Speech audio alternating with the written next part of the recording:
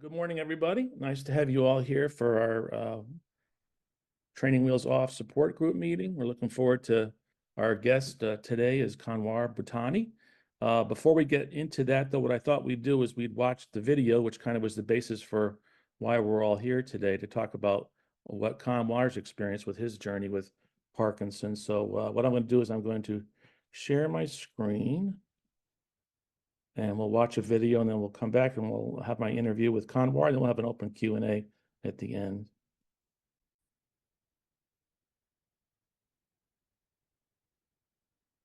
Every one of your patients in the trial, their glove looks like this. Yeah. This may not be how you imagined a medical breakthrough, but with the push of a button, Oh, I feel it. these seemingly simple vibrating gloves may be the miracle treatment people with Parkinson's disease have been waiting for. It feels like almost like a wave, so it goes across my fingertips. Researchers at Stanford Medicine developed this unique vibration pattern to reset nerve cells that misfire in the brains of Parkinson's patients, ultimately allowing those with stiff steps to swing into action and transforming others' struggled shuffles into happy dances, all within a matter of weeks. I'd like to come up with treatments that are way less aggressive, but nevertheless really effective. Dr. Peter Tass is the main brain behind the gloves, which he hopes will soon provide an alternative for those who currently have two treatment options: take dozens of medications or undergo highly invasive brain surgery. While the technology's new, the idea of treating Parkinson's with non-invasive vibrations is more than 100 years old. First thought up by a French neurologist who linked patients' increased mobility to their lengthy and bumpy trips. When his patients came by train, they were to some extent improved. Not their tremors, but the stiffness was to some extent improved. The discovery refined by Dr. Tass and his team, who now have 20 patients taking part in the first round of clinical trials. So far, they say everyone that's used the gloves has seen some improvement. Is it moving for you guys? It really is. We've had many patients cry and hug us, and this is the best thing that's happened to them as they describe it. You must be enjoying every moment. I'm seizing the moment right now. That includes Kanwar Bhutani, who now enjoys leisurely strolls through his Orlando neighborhood, a walk that would have been impossible just 4 years ago. This is him in 2018 attempting to step through a doorway. Don't fall. Son, hold the door. What do you remember about what we're looking at? I was shuffling. I was struggling. You can see my facial expressions. Diagnosed with Parkinson's at just 39 years old, Kanwar was eventually bound to a wheelchair and taking 25 different medications to treat his symptoms. But after his very first session wearing the gloves for just 4 hours, Kanwar saw remarkable results. This is after. Look at that. Day one. Look at this, the same day. Yeah. Look, you got a big smile on your face. Absolutely. I was in disbelief. When you saw the results on Kanwar and your other early patients, what did you think? Oh, I was moved. So was Kanwar's family, who say the gloves have given them a new lease on life. Just to have the family together and we're sitting on a dinner table together, that in itself has been the best. Good news is today I'm going to take 2 medicines. 2 medicines. That's it. You've gone from 25 to 2. Correct. And how about your physical mobility? It's perfect. Now the same man who struggled to take even the smallest step is more active than ever. Strong finish. That's him finishing the New York City Marathon just 3 months after his first treatment. You did it. Since then, he's run in multiple 5Ks and last month competed in his first triathlon.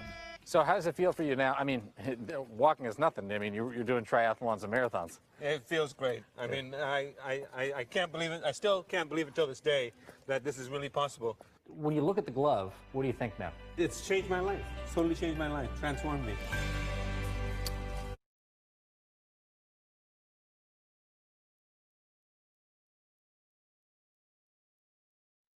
All right. Well, so that was the video that we actually had watched that some time ago. Of course, most of you know that we're going to have Dr. Tass going to be visiting us as our special speaker in February. But it was nice to have Kanwar come directly to us today.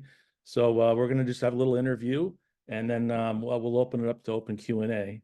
So again, welcome, Kanwar, to our Training Wheels Off support group. So Kanwar, where are you originally from, and what kind of work do you do? Well, originally I'm from India, and I moved to the U.S. About in the 80s, but lived all over the world, and left India when I was 2. But I used to work for Avon, which I'm sure everyone's heard of. I was president of Avon for Asia Pacific, and then I was president for Avon for Tupperware for North America. And then I was president of Genes Global, which is stem cells globally. So I've been in the direct selling industry for about 35 years. Wow. So you're still in that line of work? Yeah, I started a new opportunity, which I'm working on right now. Oh, cool. Well, that's great. Water hydration. What's that? Water hydration, because one of the biggest problems with Parkinson's patients or any patients with diseases is that you need to be properly hydrated. If you're not properly hydrated, that creates a lot of complications with disease. So we've got water that we produce that we're marketing that has the electrolytes and amino acids and a transport mechanism to the cellular level, so you can get your cells are hydrated well. Wow, that sounds pretty interesting. Maybe you could send me a link to your site. All right, I will. I'll send you a link for free samples. Yeah, thank you very much.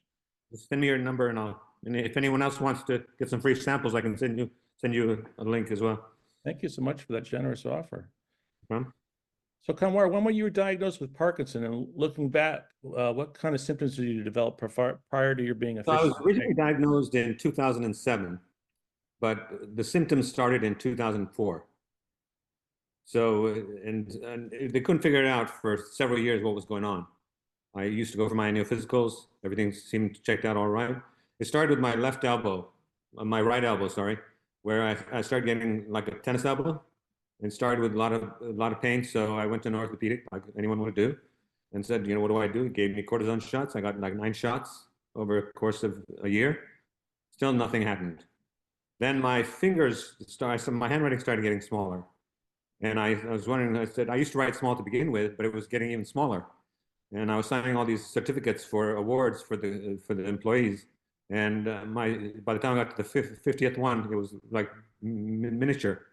Wow. So I got that tested. They put my hand in a splint, and that didn't help. I went for physical therapy, didn't help. And then finally, I went to the orthopedic again. I said, what's going on? Something's wrong. And they said, well, your ligaments are torn. We need to do surgery and retie the ligaments. So I deferred that. I said, I'll schedule surgery next year. And I said, meantime, let me go to some other places and try to get some opinions. So I went to Mayo Clinic, and they diagnosed me there with Parkinson's. He had me walk 15 steps and said he's got Parkinson's. I was still in disbelief, because the first time when I got diagnosed in 2007 in Orlando, I walked into the doctor's office. He had me walk 10 feet and said, you got Parkinson's. Every curse word in the dictionary I could use, I said to him, and I said, I walked out of there. I said, you don't even know what you're talking about. You didn't even do a blood test. I didn't realize that you didn't need to do a blood test.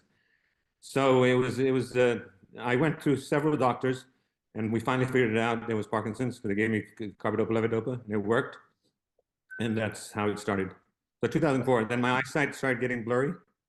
I had 20/20 vision. So that was, I also started losing my sense of taste and smell. So those were the early symptoms. And then it started on my right knee, where it felt like there was something in my boulder in my right kneecap. And then it started progressing to the left side of the body. Mm. So I know it showed in the video, but just for emphasis, what point were you before you actually heard about these gloves with your PD journey? I'd given up. I'd totally given up. I was 10 years into it, and I quit my job. It was poor me sitting on the couch all day, in just misery, saying, why did this happen to me? Why me? And didn't really take it, fight back. I just gave up. And I didn't want to see any of my friends, didn't want to see anyone, wasn't eating properly. And found out about the gloves in 2018 by accident. Totally by sheer accident, but from a stranger. And the rest is history. Wow. Yeah, I was pretty much in a wheelchair in 2018. I couldn't move. I was pretty much housebound, wouldn't go out at all, wouldn't socialize. I think one of the most important things you can do is with Parkinson's, and this is for the caregivers as well, is social activities are important. getting out there, even if you don't feel like you want to go out. You know, you have to have a caregiver who forces you to do it. You might be cursing at them, but it's still worth it because they know what they're doing. They'll help you out. And that's been along my journey. My wife's been great in terms of helping me out, making sure I get out of the house and meet people, interact, and all that. Yeah, that's important. We've talked about that. One of our meetings, we talked about the Surgeon General saying that this country is suffering from a pandemic of loneliness. So Correct. social interaction is so very important. And even, I mean, face-to-face is nice, but doing it here on Zoom as we do with the group, because we're all over the country, and even we have one of our members is from Peru. So it's nice to get together even this way to, you know. Absolutely. Absolutely. Yeah, I'm on the board of the Central Florida Parkinson's Association. Oh, nice. So we meet on a monthly basis in person. Oh, nice. Central Awesome. Florida. So I know it showed it in the video, but just kind of to walk us through it. So once you got, you know, to access to use those gloves, how long did it take before you noticed a difference, and what changes have you experienced? I've got the gloves here with me. Oh, cool! Look at that. Right here. Show and tell. I like it. Love So it. basically, once I put it on, it's a 2-hour segment. I put it on for 2 hours in the morning, 2 hours in the afternoon. And the first day I saw improvements. The first day I walked in, I went into the hospital in Stanford in a wheelchair, and the doctor coincidentally was right behind me. I didn't know who he was. He was coming into the hospital at the same time, and he saw me and he said, "Okay, you must be Mr. Bhutani." I said, "Yes, I am." He said, "We'll fix you up." And then the first day of treatment, 2 hours in the morning, 2 hours in the afternoon, I was walking. The video you saw where I was walking was the first day. Wow. Now, does it happen with everyone the first day? No, it doesn't. I was one of those patients that it happened to, which was unique. But every patient I've seen that's gone through it has had some kind of impact. Mm-hmm. Because, you know, as you know, in Parkinson's, they measure your PDRS score. And the lower your score, the better it is. So my score was upward of 60. And it came down to about 14. Wow. And there was a time where it came down to 4, but it was an aberration because normal humans have between 0 and 4. Wow. That's amazing. So as a result of using those gloves every day, what have you been able to do with your personal, professional life? Before I get into my personal stuff, Sure. the gloves, I don't use them every day anymore because you can get overdosed. Oh, really? Yeah. So the first year I used them for 2 hours in the morning, 2 hours in the afternoon. And then we hadn't titrated my medicine, so we still kept the same medicine mixture. And then we started changing that after the first year. So it went from 25 pills to 6 pills a day. And it was only 2 medicines. I'm taking Rytary now and Gocovri. That's it, nothing else.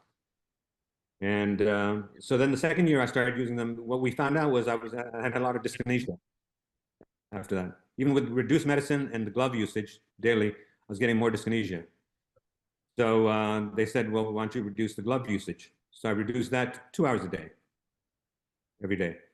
And then that improved. And then the third year, I used it 2 or 3 times a week because it's like a reserve tank. It builds in your system. And it basically allowed me to have my reserve in the system. So I didn't need the glove stimulation. And once I did that, then now I use it maybe twice a week for 2 hours. Wow. And that's usually. So what have I been able to do? Well, I'm back to work. I'd quit work and I wasn't working for a few years. I'm going to get my life back in control. And back to work now and working away. So I'm able to do that. I'm able to work in the garden, which I love gardening. And I do stuff around the house. So I've been able to do a lot of things I wasn't able to do about 3 or 4 years ago. Yeah, the video showed you running a marathon, and also you did a triathlon too? I did a triathlon last year. Wow, how did that go? Good. It was good. I'm not doing it again. It was tough. The worst part was the swimming. The swimming was the toughest part. The bicycling was not a big deal. Running was not a big deal because with Parkinson's patients, you can run, but you can't stop. But the swimming was tough because I was practicing in a pool, and it ended up being in a lake where we had to swim, and there was a lot of drifts and all that, so it was tough. But I don't know what I'm going to do again. If I do it again. Well, before you were diagnosed with Parkinson's, were you a very physically active person? Did you do constant stuff? So Yeah, I would be up. I'd be up early, rise at early morning at about 5 o'clock, be at work at 7, and I'd come back from work at about 8, 9 o'clock at night, and do work around the house. So I was very, Yeah. very active social life, very outgoing, and then I became more introverted. Wow. So what, based on your using of the gloves, I mean, what do you know about where they are right now with the status of the clinical Well, trials and all that? they were in the design phase of the new version of the glove, and Oh. I met with the designers earlier this year. We had a few calls with Peter Tass and myself and the designers in terms of what I'd like to see in the gloves. So they've got that version done already. They're doing some trials. They had some delays in approvals from the government to start the trials, but they're doing trials for new patients.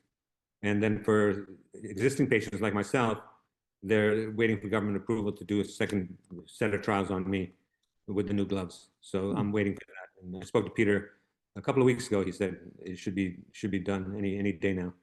Wow. Well, that all If anyone's sounds, interested in the trials, it's the email address is Stanford uh, Parkinson's VCR at stanford.edu. Parkinson's plural VCR at stanford.edu. You can just send an email there, and they're usually good at responding. all right, great. I have a feeling probably a lot of us will probably try to do that.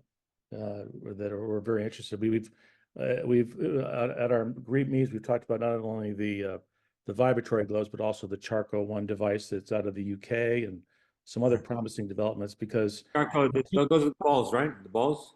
no, it's a device that sits on the sternum and sends a vibration through the bones, Okay. healing. So How do you spell that? CH? CUE1. They're out of the UK. I'll send Okay. you a link to They that. haven't gotten approval. They haven't gotten approval for the US yet, right? The same No, company. just UK. What we had heard, one of our members, Edie Anderson, is a Davis Finney Foundation ambassador, and she said that they're working with Charco to help them to get FDA approval in this country. That's pretty interesting. Yeah, and there's a wait list right now for the product. Yes, there is. I have a friend of mine who's used it, and he initially got some positive results, but then after a month, nothing. Stopped. Really? Yes. Okay. So, because I've been trying to get my hands on, I was wondering if it was the same device. Yeah. Just curious now, before you got involved with the Parkinson's gloves, had you considered DBS? No, No. it's too young. I'm, Yeah. I got it at 39, and I'm 59 right now, and so I'm trying to delay DBS as long as possible. This is really, in effect, DBS, but non-invasively. Yeah, it's definitely, most of us, we've discussed this as a group, the idea of cracking your head open is pretty scary. I've been following the Larry Gifford's journey. I don't know if you know who Larry Gifford is. He does the When Life Gives You Parkinson's podcast, and he's out of Canada, and he just had his DBS surgery, and so far so good. But it's not a one size fits all. Well, apparently it only lasts for about 10 years, from what I've been told. Yep. We thought that focused ultrasound, the vibratory gloves, the Q1 device all sound like much better options. Focus ultrasound, just a word of caution. Orlando was one of the first places that they got it. They started it, Really? and the doctor's well known, Dr. Reddy, and they don't have enough cases in terms of to say if it's working or not. But I spoke to one gentleman the other day who was in Tampa. He's a sculptor, and he's got Parkinson's, and he was telling me, he said he was covered on TV on it as well. And he said, I got focus ultrasound. It had my tremors go away for a brief, about a month. And after that, they came back. Oh, really? So the problem with focus ultrasound is that they burn certain portions of your brain. If they burn the wrong place, you're screwed because you can't turn it back. That's the issue. Yeah, and I know Michael J. Fox had that done when it was very early days, and I've read that if you do have focus ultrasound, you can never have DBS. Correct. Well, Michael J. Fox had DBS, but he had 2 electrodes but they were put in the wrong place. Okay, I didn't know that. Wow, you're so knowledgeable. I hope you can come and join us some other times. Share us. Absolutely. I've been working with a lot of people around the world, and trying to help find a cure for this disease, because I mean it's debilitating. Yeah. What organization do you find gives you the most benefits in the Parkinson's community? Out of curiosity. ADMA. They've got some great info and great, for beginners. But now I can diagnose people with Parkinson's very easily. Every time I see someone talking, I say, hey, you need to get yourself checked in case you don't know. But Yeah. I guess you get used to it. Yeah, it's amazing. Like you said, the doctor just had you walk 10 steps and he figured it out. Yeah.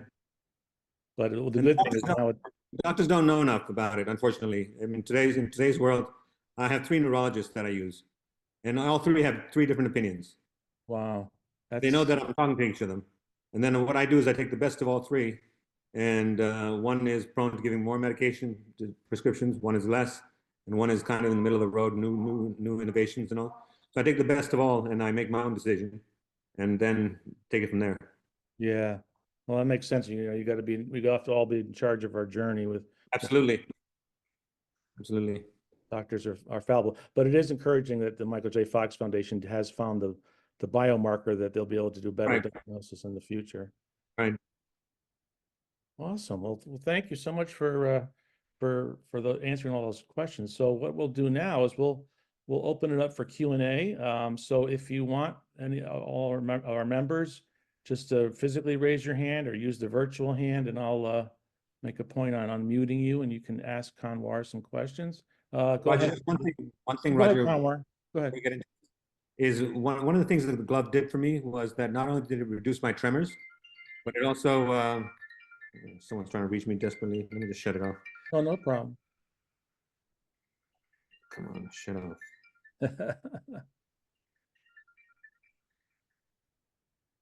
Anyway, I'll call you later. So one of the things the gloves did for me was that it brought my sense of taste and smell back. Not 100%, about Wow. 60% back.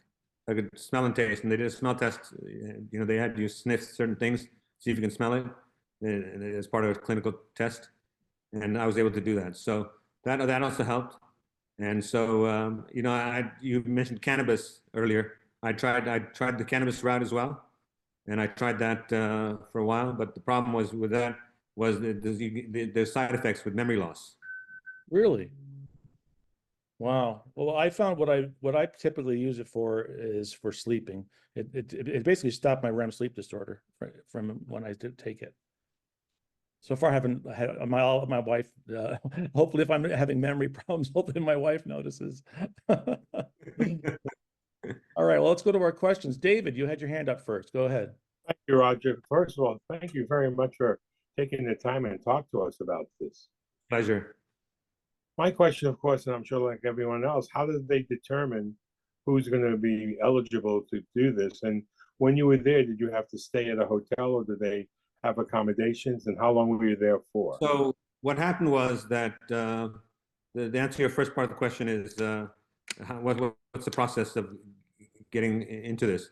Is you send an email to that email address that I gave you guys, and then basically they respond, and there's a questionnaire you have to fill out. And you have to fill out the questionnaire. They ask about other health conditions like diabetes or any heart problems and all that, because they try to stay away from patients who've got other diseases as well. They want to focus in just on Parkinson's. So that's number one. And if you qualify, then they'll let you know you're on the list. And then you have to wait for when the trials are starting to be eligible for it. That's the first part. Now, the second part is I was pre-trial. So I was the second patient in the world to get this treatment with his gloves. So the first patient, actually, it's a funny story. The way I found out about these gloves was by accident. I mentioned earlier, it was totally by accident. We have an apartment in New York, and I was walking into the elevator. And as you know, Parkinson's patients struggle getting into an elevator, tight spaces. So it took me about 2 or 3 minutes extra to get into the elevator. There were people in the elevator, and I apologized. I said, "I'm not drunk. I've got Parkinson's. Sorry it took me so long to get in." And as soon as we got off the 14th floor, a woman walked off the floor with us and said, "Excuse me, sir. If you've got Parkinson's, there's a doctor at Stanford cutting edge stuff. He's doing cutting edge stuff with the Parkinson's. Why don't you call him?" It was a Sunday afternoon. I contacted him. He responded in an hour, Peter. And the following Thursday, I was at Stanford. So I was pre-trial. But typically what he does is it's about 2 days. It's about a 2-day stay. They don't provide accommodation. You have to pay your own hotel. And there's tons of hotels right next to the campus, Stanford. I will say they're very expensive. I mean, they're rundown hotels, but the San Francisco rates are like $400, $500 a night. But when I was pre-trial, I spent pretty much the whole day with the doctor from 8 in the morning until dinner. We had dinner together every day, and I was there for an extended period of time. We used to go there every 6 weeks, back and forth. And I had the gloves in my possession, so I used to use them at home. But I would go back and forth because he wanted to do a UPDRS scoring test with me and see if my symptoms were improving or not. How long have you been using the gloves? How long have I been using the gloves? I'm sorry? Yeah. Since 2018. Okay. Wow, that's a long time. 5 years now. Yeah, because this is like I said earlier, this is the replacement for DBS, non-invasively. Awesome. Thank you. Let's go to Edie. Edie, I see you have your hand up. Yes. When you use the gloves, do you exercise or are you active when you wear them for the 2 hours, or do you sit? I walk, I drive, I try type with my thumb on the computer because my other fingers are in the glove. But the new version of the glove that they haven't seen it yet, but they're making. So I told them that make sure it's Bluetooth, so you don't have wires dangling all over the place. Make sure it's got an extended battery life. Make sure you can use the gloves and work on a computer. Wow, that's Thank you. amazing. Yeah. So that's the next design phase. You can walk around, do stuff around the house. I used to do all that with the gloves on. Okay. And bathe with it. Wow, interesting. Does that There's answer some your question? questions in the chat, Brian.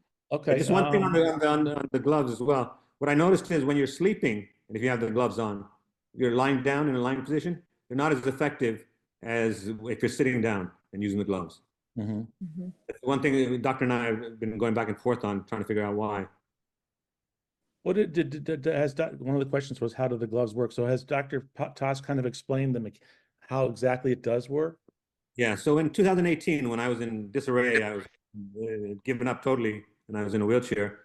I had said to we went to Dr. Tass, and my wife was apprehensive. She said, "What if this gets worse?" And I said, "Well, it can't get any worse than this. Let's just try it. It's not invasive."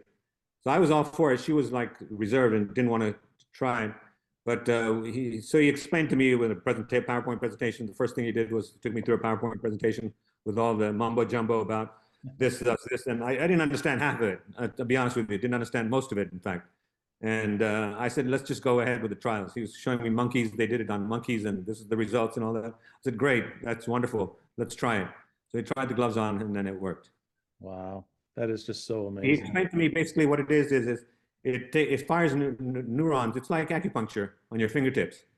So they've got 3 different modes of pressure that they're like pinpricks. And depending on with Parkinson's patients, you don't have the sense of touch as much. So you've got to have a deeper prick. So they've got different levels of prickness that they use, but it fires neurons from the brain in a wave format to unlock the circuitry in the brain that's in the loop. Well, that's really super amazing.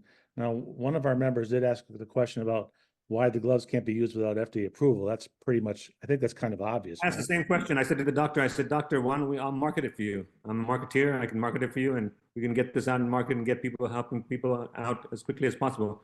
The problem is you can't make claims about Parkinson's. There are gloves in the market right now that you can see on Amazon that claim they work with Parkinson's, and I've tried them, and they really don't, because he's got an algorithm which is very unique to Peter. Yeah. Well, one of the questions we're probably going to ask, the group's going to probably ask is, what's the ETA? Where are we time-wise? I would say about 2 years at least. Yeah. At least. For some of us, they can't come soon enough. Let me see. Yeah. Thayer, I see your hand up. Thanks for your presentation. It's wonderful and very exciting. 2 questions. One, how do you find 3 doctors who will see you? Most of us have difficulty finding a doctor, 1 neurologist that will see you within a 6-month period of time. We just moved and had that sort of difficulty. And then my second question is, what costs are associated with this participation in the trial at this time? Okay, so let me answer the last question first. In terms of what costs are associated, it was just my hotel expense and airfare. I didn't pay for anything else. They gave me the device. This device itself is an $8,000 unit. Wow. That was developed in Orlando by Lockheed Martin, one of their divisions. So it's old technology. It's technology that the Air Force pilots use on their waist to determine missiles coming from the back, to sense them. Really? That's the device. That's the premise. Amazing. I had no idea that it was developed by Lockheed Martin and it had a military application. It's like a jetpack. Yeah. And let's think of it that way. So that's there's no cost, and I didn't pay for anything at all. And they don't reimburse you for anything either. I wanted to ask if He's anybody not finds finished. it helpful. Oh, those squeeze. I use them every morning. I go for my morning walk at 6:30 in the morning, He's and I put them in my hands and I walk with them. That's very helpful. That's confused. Oh, just there you saying. go. So thanks for that suggestion, Charlie. That's great. Good. So then to answer your second question, the first part of your question was, how do you find 3 doctors? Where did you move to? We moved from Bonita Springs, Florida to Washington, D.C. Okay. So, I mean, unfortunately, or fortunately, Florida's got a lot of movement disorder specialists. They've got quite a few because we've got an older Yeah. generation living here in Florida. So I was lucky because I was on the board of the Central Florida Parkinson's Association. So I got to meet the doctors. So they're part of our advisory board.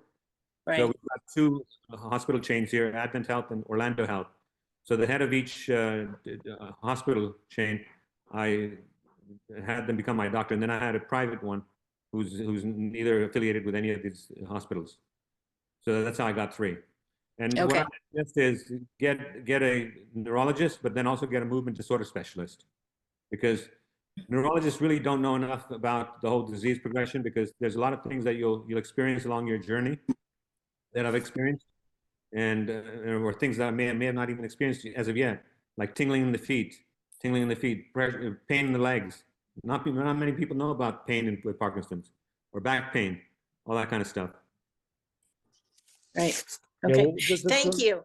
You're welcome. Just let you know if there are Well, we do have a movement disorder specialist here in DC, and we're very happy with, and he came recommended through people that we know who are also experiencing PD. And the difficulty is that we've heard from a lot of people that it takes as much as 6 months to get into somebody new. Yeah, And, it takes. and I didn't know if you had any other tricks up your sleeve. Thanks to me being on the board, that helped, because they knew I was on the board. Sure. Usually it does take 3 to 6 months. Yeah.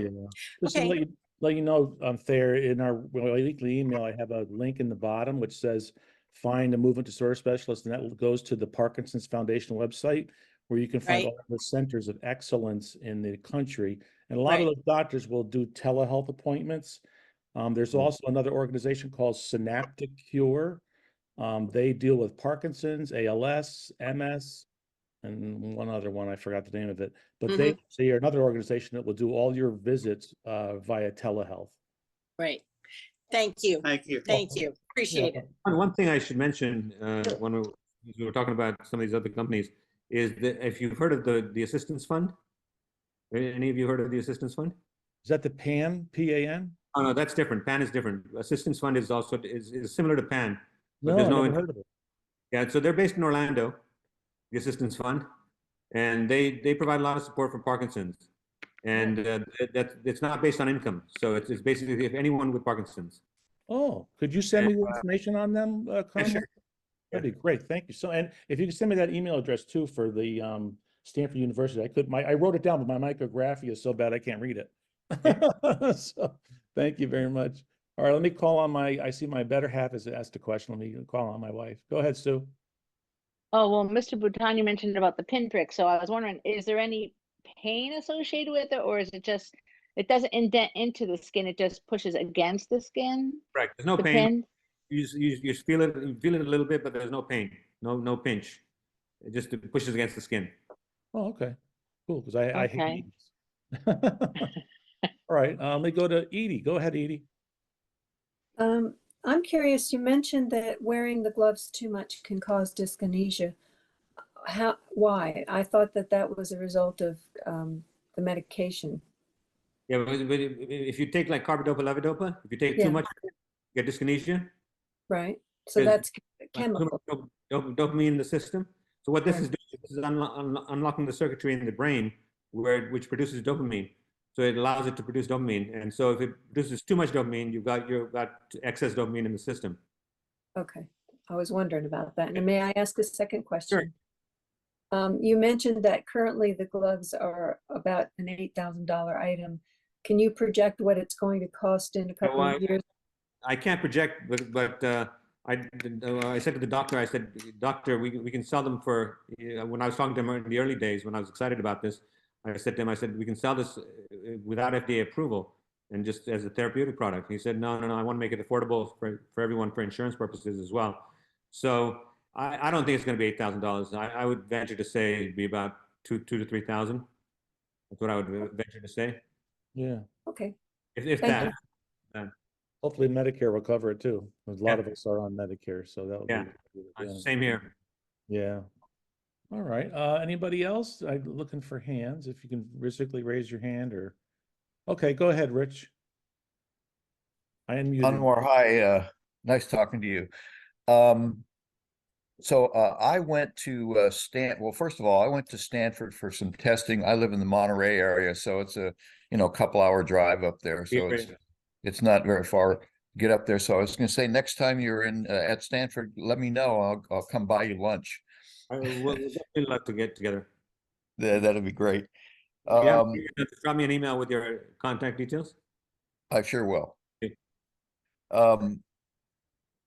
So one of the issues that I have is sleep, and I was wondering, I know you don't wear them when you're in bed, but did wearing the gloves improve your sleep? Well, it did, because when I used to go to Peter's lab in California, especially coming from the East Coast to the West Coast, and those without meds, because he'd have me be off meds for 24 hours when I went there the first day. So it was kind of tough, on the plane journey over. And so I used to sleep in his lounge chair over there with the gloves on, and I'd get very deep sleep. So it does help. Okay. But it's kind of klutzy. Thank you. The wires. The first version had wires in it, so it's kind of it gets tangled up in your body at night. You're rolling over. Okay. Did that answer your question? Thank you. Yes, thank you. Okay. Just a curiosity question. So I was watching the other day. I was watching a video on CBS Sunday Morning all about husband and wife. The husband has ALS. And they made a bill go through Congress, which basically gets him access, and other patients with ALS gets them early access to medications that normally they couldn't get access to without clinical trials being approved. I wonder if is that something that could be done with the gloves, do you think, or is that like more like a fast track like they did with the vaccine? Yeah. We talked about that. Apparently there isn't a way to do that. Talk to Peter about that as well. We talked because it came up before. Yeah. Well, I know, like I said, that this bill was passed so that people can have early access, and they mentioned that it was not only just the ALS community, but it was the MS community, the Parkinson's community, and the Huntington's disease communities as well. So it'll be interesting to see what happens with that. All right. Let me just see if anybody else have a question for Kanwar? Oh, go ahead, Linda. Project from. Hi, Kanwar. I have a question about the clinical trials. Are they in progress now? And do you know how many people they're accepting? From what I've been told, I haven't spoken to Peter directly on this one, is the trials should have started last month. I'm not sure. I think they were looking at about a group of about 20 to 30 people in the initial trial. I'm not sure exactly how many they've actually got listed, because I know they got thousands of requests from people around the world. I got a lot of after the feature on the TV. Well, hopefully when he comes in February, we'll be able to ask him directly so he can help us some more. Yeah, I'm still waiting for my version of the gloves, the new version. Okay. So put a word in. Does that answer your question, Linda? Yes, it does. Thank you. Okay, Robert, go ahead, Robert. Thank you, Roger. I'm going to take my time here because I feel like jumping up and down right now. I can't believe what I'm hearing. I know. Roger saved my life already once before. Now this is the second time. I was diagnosed 4 years ago, and I started seeing symptoms at least about 9-10 years ago. And I'm having my wife just saw the video, and she looked at me and said, "That's you." The way I walk, the way I can't go through doorways. I'm in a car with them, and cars come up next to me in the lane next to us, where she's making a turn at a red light, and I'm freaking out, jumping all up and down in the car because I feel like I'm too close to the other cars. Me as well. Yeah. I can't believe that I'm hearing this. So I know I'm familiar with Stanford. I have a graduate certificate in advanced project management from Stanford University. And I know that there's some brilliant people there.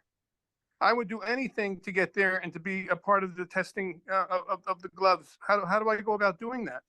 That email address that I gave you guys earlier, which I'll send it to Roger. You send an email to that address, and they'll respond to you from there. This my last job. I was a school What I would teacher. also suggest is, you got Peter coming in February. Make sure you talk to Peter as well and be on that call. I'm in Westchester County, New York. I'm up in New York. Yeah. Well, definitely when he comes in February, we should bring that up to him so he's aware of your situation being very similar, Robert, to Kanwar's. Exactly. My wife thought it was me. Yeah. Without the turban, though. Yeah. A neurologist. I don't think I can pull that off. All right. I'm seeing a neurologist. She's an Indian doctor. She's brilliant, and we just adjusted my meds, and because I was getting dyskinesia, and she's talking to me about the DBS, and I'm like, I got home, I was like, I'm not going to do DBS. I want to find a solution, non-invasive that won't feel cold myself. Yeah, it does it. Well, we'll see if we can get, when Dr. Tass comes in February, we'll see if we can get you in that program quicker. Thank you so much. You're welcome. All right, we have a question. DBS, and I make a comment on DBS is that my understanding from talking to my doctors about DBS is that you should get it done while you're still in good shape, when you're responsive to medicines, because otherwise, when you're not responsive to medicines, DBS doesn't have the same impact. This is true. Yeah. So that's a balance you've got to make as you're making decisions. All right. We have a question from Jeff Bennett. Welcome to our group, Jeff. Go ahead. Yeah, hi. First of all, thanks, Kanwar, for you've been kind of an inspiring ray of hope in all of this for the last year since I've seen your video. But just two things real quick. Dr. Tass is actually going to be on a webinar this Thursday that's organized by the PD, the PD community in LA, and I can share that with you, Roger, if you'd like. Yes, thank you, Jeff, please. I guess the question I have is, Kanwar, if you've been in touch with any other patients of the glove that you've kind of stayed in touch with and know of any results that other people have had besides yourself? Yeah, I've been in touch with Jimmy Choi. Jimmy's been using these. Wow, I didn't know that. So he got DBS done because his disease progressed pretty fast. So he had used them. He went out there. And then there was Bill Bucklew in Chicago. Mm-hmm. He's the guy who walked across America. Oh, Parkinson. Didn't know that. Yeah, he did that. He does crazy things, but really unbelievable stuff. Really inspirational. And what was Jimmy Choi's experience with the gloves, out of curiosity? He had a positive impact. It wasn't as much as mine, but it was positive impact. See, generally what it's been across the board. Everyone's had some impact in terms of UPDRS scores improvement, but it varies from person to person. Yeah, I've always said that, if you've met one person with Parkinson's, you met one person with Parkinson's. We're all on our own individual journeys. It's no one size fits all for anything with this disease, unfortunately. Linda, did you have your hand up again? I do. I have a suggestion that maybe we could get a clinical trial for our group of people somehow here. Just a thought for the future. Yeah, I think all of us would readily. Jump for it. I tried that with Dr. Tass in New York with one of the medical centers, because I know someone in New York who's a friend of mine, and she was interested because she runs a therapy lab, and we couldn't do it because it's very restricted with Stanford. Gotcha. Peter's hands Thank you. at the school. All right, let me see. Did I miss anybody's hands? Oh, Peter, hold on, let me go backwards here. Peter D, go ahead, please. Bhutani, there was a time that you were taking like 24, 25 pills at once, Right. and that was all associated with Parkinson's? All Parkinson's. I mean, I had Nupro patch on my body, 8 milligrams. That was the maximum you could get. I had Azilect. I had all sorts of medication. I was taking 15, 16 carbidopa levodopas a day. I was just popping them in like candy. Yeah. You know? I wasn't feeling well. I just put one in. And I was traveling. I was in the Philippines at that time. I was living in the Philippines. It was tough to get medications and all the treatment, but I was able to manage. Wow. And what's your medication regime now, you said again? I take Gocovri, which is a reformulated extended version of amantadine. But this is where the assistance fund will help, because it's a very expensive medicine, but they help pay for it. And I take Rytary, which is pure form of carbidopa levodopa, and that's it. I tried it. It didn't work for me, but there are some of our members. First time I tried it, it didn't work for me either. But then second time I tried it, it worked. Oh, okay, that's good. That's good to know. The thing with Rytary is you have to titrate it when you're switching over from carbidopa levodopa. You can't just overnight switch over. It won't work. You've got to slowly titrate it and take a few doses of carbidopa levodopa and mix in with Rytary, and then over 2 weeks. Oh, that's interesting. I didn't know that. Yeah. Okay. Then I take Mucana powder. You've heard of that? Well, no, I haven't heard of that. Okay, well, let me just get it. I've got the bottle right here. Sure.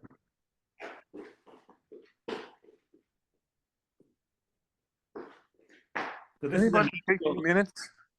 Yeah, I'm recording it. This is a natural carbidopa levodopa, Mucana. Mucana. Oh. Okay. You can get it on Amazon.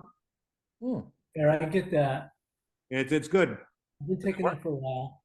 Wow. And what's how your many pills are you taking of that? So I take it's 1,500 milligrams, and it's with ashwagandha for anxiety.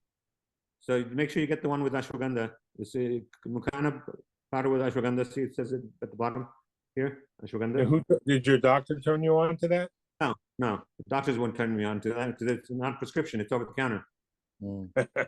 It's organic, right? It's organic. Organic, totally organic. Yeah. Totally organic. And so it's from a herb plant in India, but apparently it's worked. Now, the thing with this is I sometimes what I do is I take 3 doses of Rytary a day, 1 in the morning, 1 at lunch, and 1 at night. I sometimes experiment with this, and I take this instead of my Rytary dose, and I'm fine. Wow, that's amazing. How much do you take of that when you do take it? Pardon me? How much do you take of it when you do take it? Let's take 3 capsules 3 times a day. Okay. I pop in 2. I pop in 2 and just once a day. Oh, nice. And how did you hear about it? Actually, through another support group like yours. I was on a call with them in Canada, and they told me about it. I said, "What are you talking about? I've never heard of this." And I said, "I'm from India." And so they've been using it there, and apparently they've had success. Some people haven't had success, like Roger, you mentioned Rytary didn't give you success. Some people haven't had success with this, but I've had success with this. Yeah, well, that's like I know that there was this sugar substitute that individuals used. I tried that didn't work either. Sucralose? No, I don't know. My wife, I remember it. There was a whole documentary was done about this gentleman in Ireland that had really bad PD, almost as bad as yours. Israel. Oh, Israel. He was yeah. from Israel. And it started with an M. I'll look it up. Yeah, it started with an M, and he took that. It was like overnight results for him. Mucana. What's that? Not Mucana powder.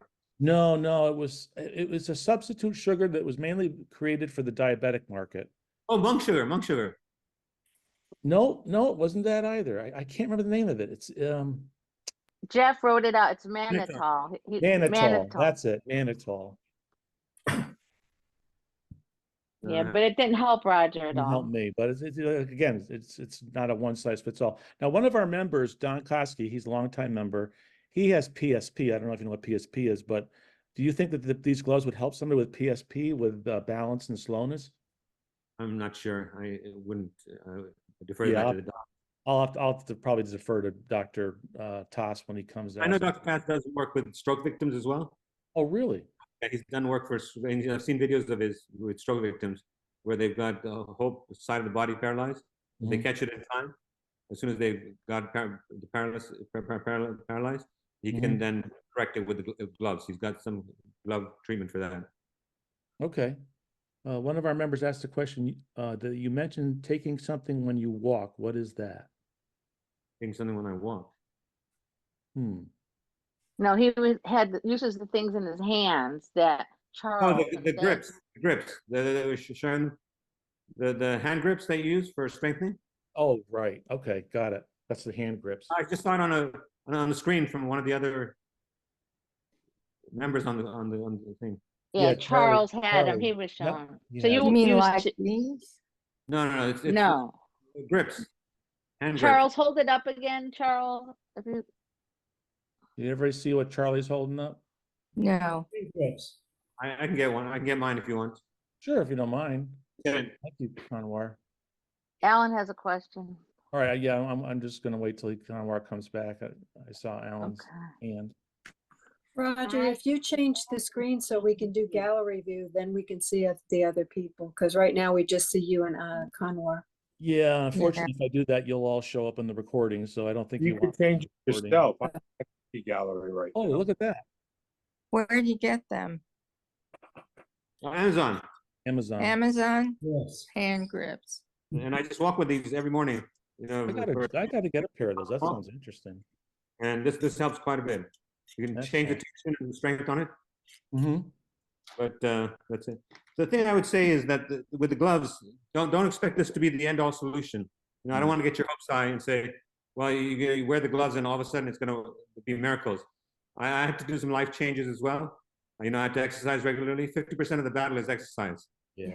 And I bike about 20 miles on the weekends and about 8 miles a day. And I walk for about 3 miles a day, every day. Oh, if you ever come to the Sarasota area, you'll have to join us on the Legacy Trail. Absolutely, absolutely. Wouldn't be happy to. Yeah, I'd love to have you meet up with us. Alan Schaefer, you had a question. Yes, to build on one of Roger's questions, can we do political pressure on FDA to go ahead and move fast track this? That'd be a question for Peter, you know, to ask when he comes, because I'm not involved with the FDA and I wouldn't be able to answer that. But we've talked about that in the past, and it didn't seem like it was possible. They're still refining the glove as well. Yeah, I wonder if do you know if the Michael J. Fox Foundation is involved at all with this project? Yeah, so they were involved. The Michael J. Fox Foundation was involved. The first grant they gave him was a few years ago. He got an award, but they haven't given him recent awards. Okay, good to know. Good to know. Go ahead, Robert. Is right now is another question. So when I walk, I can't walk unless I have a walker. I can't walk just on my legs. I have to keep sitting down, and I'm very weak and tired. Did you go through the same thing, and how did you get around that? We'll let him in. Yeah, so I had problems. Sorry about that. With someone at the gate. Oh, no worries. I had problems walking as well, and basically I used a laser cane in my early days with the laser light. I don't know if you've tried that, but that seemed to help quite a bit. Or if I pretended that, if I put my head down and I pretended I was walking on climbing upstairs, I was able to walk. Okay, thank you. Okay. Anybody And else? the key is with these technologies, the thing I'm most excited about right now in the future is stem cells. That's what's coming down the pike, and there's a lot of work being done around the world on that. Yeah. So I think here's some good stuff over the next few years. Yeah. Ken, you have a question, Ken? Yeah, the question I've got is it certainly seems like it's an uncertain time in terms of when this can come on the market. Is there any other country where it's being evaluated where you can get it from?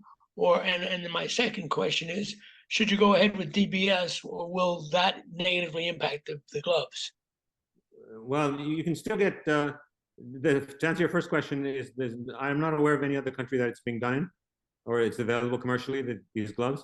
Peter did have his first patient that he treated was in Munich, because he's German. He's from Germany originally. Munich. So he told me about his first patient he treated there, and apparently when I spoke to him a few years ago about him, he was still doing pretty well. But should people wait for DBS, or should we wait for the gloves, or go for DBS? That's a tough call, because things like this, it could take 2 years, could take 3 years.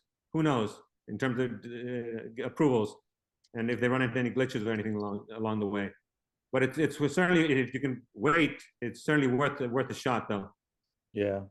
And like I said, that new law that they passed, maybe that there'll be a opportunity for the gloves to be used prior to actual FDA approval. I'll have to ask that question of Peter when he comes to visit us in February.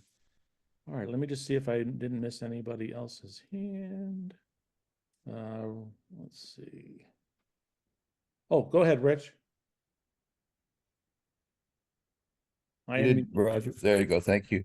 I missed the spelling of that medication. You showed the bottle. It was started M-U-C. M-U-C-U-N-A. I'll see if I can find it. You see. There it is. C-U-N-A. Nature Belt brand, looks like. Is that right? The mucuna prurens has been used by a lot of people. You find it in a lot of the chat rooms where they've used it as substitute for cinnamon. Yeah, absolutely. Or supplemented. Yeah.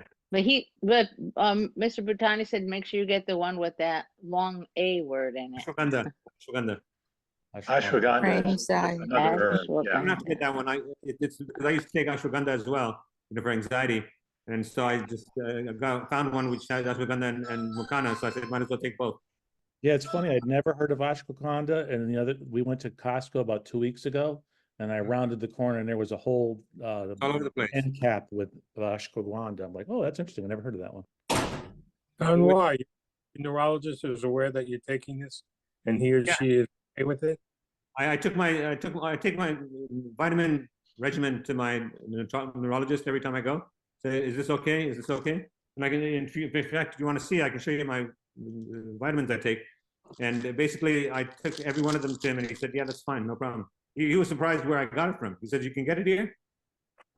Yeah, it's always a good idea to show your over-the-counter stuff. Same thing if you're taking cannabis, you should let your doctor know about that as well. Okay. Anybody else? I'll make sure I get everybody. I don't want to. Sue, go ahead. So my takeaway is that everyone who's interested should go send an email to that email address to Stanford, right, and let them do the weeding out, because like if you said they have other illnesses, they're going to be excluded. But at least yeah, right. It probably depends on how long they've had it, or it depends. I'm sorry, go ahead. I interrupted you. So go ahead. No, I was gonna say, so Kanwar, you've had it for 20 years then, you said that. 21 years, Bob. Wow, you're doing very good. I feel pretty good. But if you had seen me a few years ago, I was like on my way out. Yeah, that's amazing. Wow. David, did you have a question? Yeah, I was going to say, my feeling is they're going to look for certain types of people across the board to go, like some people who, like yourself, who are in a wheelchair and at that stage, and maybe some people who are in between to see, to get a good view of how good the gloves work on people in various stages of Parkinson's. Right. That's early onset as well. Early onset Parkinson's, as well as mid stage and late stage. Right. Absolutely right. Yeah. So I thought of this earlier and I forgot. You mentioned about leg pain and things like that, because I know one of our members here has extreme leg pain. Does that help at all? The vibratory gloves, does it help with pain? Or it does help, and I'm still trying to figure out what's going on with my legs, because there's days I feel that I don't have the force on my legs to stand up even, and that's because of my back. And so what I do is, the gloves help somewhat, but what I find the best way to help with that is elevate my legs over my head. So I have a little stool and put my legs on the stool and sleep like that, and it's much better. Or I have a reclining bed, so I turn the other way, so my legs are on the pillow side, and so it raises the legs up higher. So it's good blood circulation. That's good to Oh, know. okay. I've never heard And that. does it help with any cognitive situations with PD? I wouldn't think so, but Yes, the gloves did help, you know, because I was in a confused state. Because remember, the circuitry in the brain is all mumbo jumbo, and it's wired. So they're trying to break the loop. So once you break that loop, then your cognitive skills get better as well. One thing I didn't mention earlier was that my speech was also garbled. You know, it was like I'd be sitting there and I say, "Why aren't people listening to me? I'm talking and they're not listening because we don't realize, but our voice is very soft." So I started speech therapy, but with the glove, I was able to also get my speech improved. Wow, that's amazing. Absolutely amazing stuff. thank you. All right, Linda well, has her hand. Linda has her Linda, do you hand have a up. question? I have one thing about the mucana. I'm sorry. How do you take it? Do you take it with the carbidopa, levodopa? I just take it without any other medicine. Okay, Right, good so enough. Taking it on an empty stomach and don't eat for an hour and a half before or after. good to know. I do that with all my meds because that's one thing that doctors don't even tell you, neurologists, not to take your medicines with food. Mm-hmm. Yes, That's true. Robert, thank you. you have your hand up, Robert? Yeah, I was just, Roger, I was just wondering, when he started to have better speech, how long did it take for that to happen? And then the other night we were at dinner, and the restaurant was filled with people, and it got so loud that I screamed. I couldn't. I put my hands over my ears, and I had to be helped out of the restaurant because it was just too much for me to deal with. Did you go through things like that as well? Yeah, I do. It's too loud in the restaurant, and it's too many people talking, and there's echoing. It's tough. But you know, if I'm medicated and fully drugged, I do pretty well. And how long did it take for you to get the speech that you have now? Because you talk really well. Well, let me put it this way: it's 12:30. I took my first dose at 7 o'clock this morning, and I haven't taken anything else since. Wow. Hmm. It's impressive. That's amazing. Absolutely amazing. All right. Well, I think we answered everybody's questions. Okay. Yeah, we did. All right. Well, Kanwar, thank you so much for coming. Sure. You are a wealth of information. Thanks for having me on board, and I wish everyone the very best with your journey. I know it's a tough journey, but you know, hang in there, have hope, and have faith, because we're all in this together, and we can, you know, we together collectively we can find a cure for this together, and make the world a better place. Take care. Good luck to you guys. Thank Thank you, you, Emily. Kanwar. Appreciate it. Thank